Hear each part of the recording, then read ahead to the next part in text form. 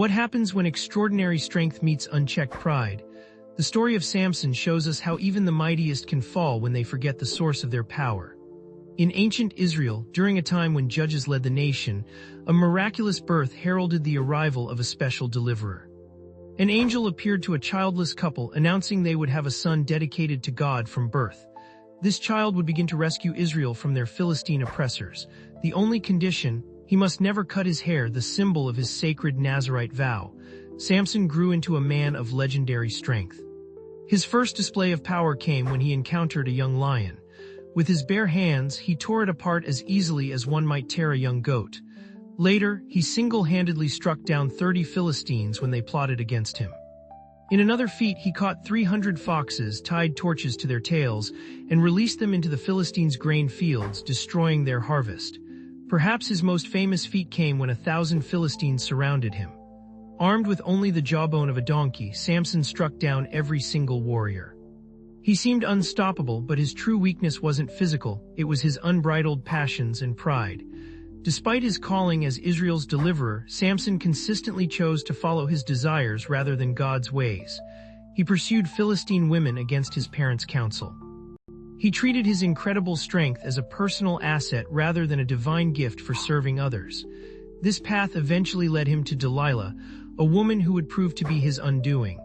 The Philistine leaders offered Delilah a fortune to discover the secret of Samson's strength.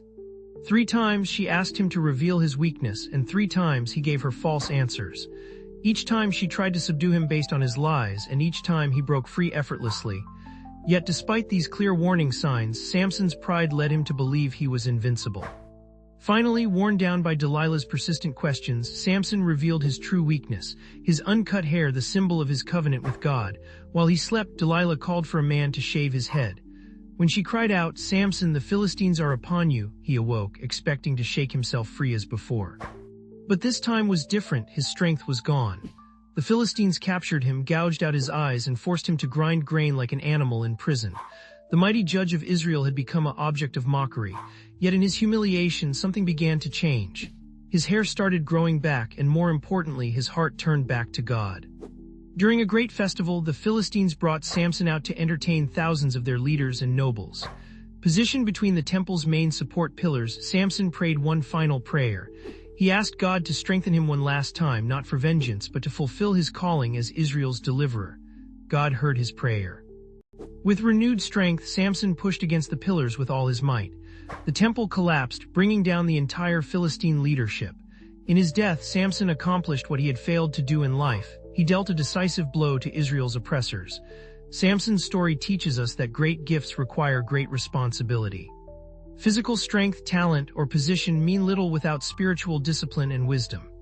His life reminds us that pride can blind us to approaching danger, but even in our deepest failures, there's hope for redemption when we turn back to God with genuine humility.